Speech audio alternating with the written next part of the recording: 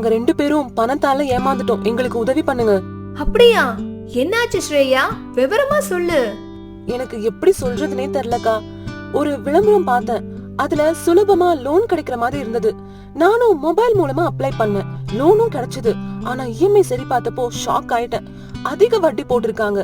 அதோட லோன் கம்பெனில இருந்து பயமுறுத்துறாங்க, கால் மேல கால் வருது. என்னால எப்படி திருப்பி இவ்ளோ லோன் தொகையை கட்ட முடியும்னே தெரியலக்கா. அப்படின்னா நீ அங்கீகரிக்கப்படாத லோன் ஆப்ல இருந்து கடன் வாங்கி இருக்கிற மாதிரி இருக்கு. கா, எதெல்லாம் அனுமதி பெறாத லோன் ஆப்? சொல்றேன். இந்திய ரிசர்வ் வங்கியோட அனுமதி இல்லாம இந்திய அரசாங்கத்தால உருவாக்கப்பட்ட லோன் வழங்குற ஆப் தான் அன்ஆத்தரைஸ்டு லோன் ஆப். இவங்க சுலபமான முறையில கடன் தரதால மக்கள் பலரும் ஆர்வமா இவங்க கிட்ட லோன் வாங்கி மாட்டிக்கிறாங்க. இவங்க அதிக வட்டி போடுறது மட்டும் இல்லாம பல விதங்கள்ல மிரட்டி கடனை வசூலிக்கவும் செய்றாங்க. இப்படி அனுமதி பெறாத லோன் ஆப்ல கடன் வாங்குறவங்களோட போனை ஹேக் பண்ணி அவங்க நண்பர்கள் உறவினர்களுக்கு அச்சுறுத்தல் மெசேஜ், ஆபாச புகைப்படம்னு பல மோசடியும் செய்றாங்க. அதனால நாம புத்திசாலித்தனமா இது போல லோன் ஆப்ல கடன் வாங்கி மாட்டிக்காம இருந்துக்கணும்.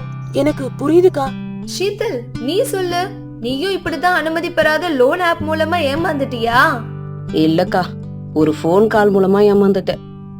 மோகன் அண்ணா வெளியூர்ல வேலை பாக்குறாங்கல்ல.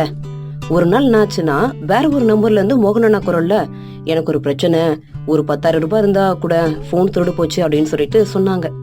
சரி, உடனே ஒரு லிங்க் வேற வந்துச்சா, நானும் மோகன் அண்ணா தான் அப்படின்னு நினைச்சு அனுப்பிட்டேன். அடுத்த நாள் மோகன் அண்ணா கால் பண்ணி கேட்கும் போதுதான் தெரிஞ்சது பணம் கேட்டது அவர் இல்லைன்னு. அப்போதான் நான் ஏமாந்துட்டேன்னு புரிஞ்சுது. ஆமா ஷீதல், இப்போலாம் இப்படி AI எனிஒன் டெக்னாலஜி மூலமா யார் குரலையும் காப்பி செய்யலாம். இப்படி இத பயன்படுத்தி மோசடி கூட்டம் ஏமாத்துறாங்க. இததான் வாய்ஸ் குளோனிங்னு சொல்றாங்க. இது மாதிரி நம்ம யாருக்கு வேணும்னாலும் நடக்கலாம். அப்போ அவங்க அனுப்புற லிங்க் இல்ல QR கோட் எதுவும் ஸ்கேன் பண்ண கூடாது. நம்ம ரொம்பவே கவனமா இருக்கணும். கண்டிப்பாக்கா, இனிமே கவனமா இருப்பேன்.